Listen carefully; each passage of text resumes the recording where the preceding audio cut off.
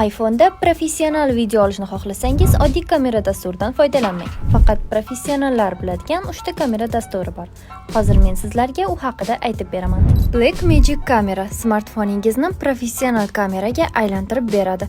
Kuchli tomonlaridan biri yuqori sifatli ProRes formatda va log profilda tasvirga olish imkoniyatini beradi. ProMovie sodda va tushunishga oson interfeysi bor. ProRes formati bo'lmasa-da 120 Mbps yuqori sifatli videolar oladi. Filmic Pro juda ko'p funksiyalari bor. Kamerani batafsil detallargacha sozlash imkoniyatini beradi. Log profilda videoga olish mumkin va qo'shimchasiga stabilizatorlar bilan ham ishlay oladi. Bitta kamchiligi ayrim funksiyalari pulli.